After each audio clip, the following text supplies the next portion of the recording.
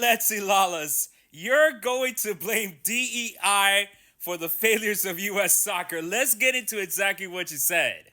We oftentimes talk about our diversity, and we talk about it in the fact that it's one of the advantages we have and one of the great things about our country. Lala said on first thing first.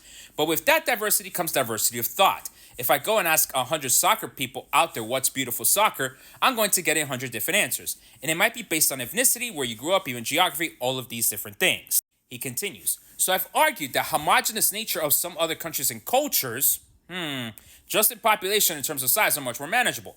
And there's a collective understanding and, more importantly, an agreement, and this is how we're going to play.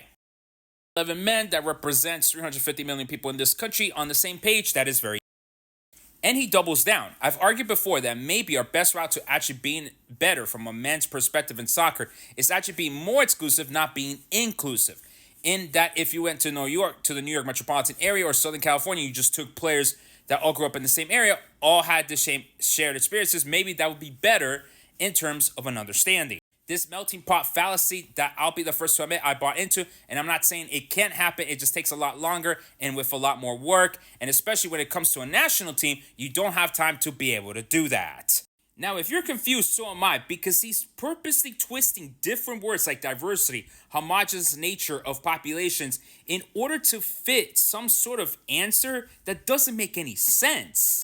For example, he talks about diversity of thought, but then he goes into homogeneous nature of some countries and cultures. The question is, which country has a homogeneous nature of soccer players that allowed it to be successful? If he's trying to argue Argentina, maybe, but 2018 France isn't homogenous. The 2014 German team wasn't homogenous. Hell, even the 2010 Spanish team, which definitely was, if I remember correctly, all white, they at least came from half from Catalonia and the other half from the rest of the country. And I thought one of the biggest problems in our country was the pay-to-play system that we're putting our youth players through.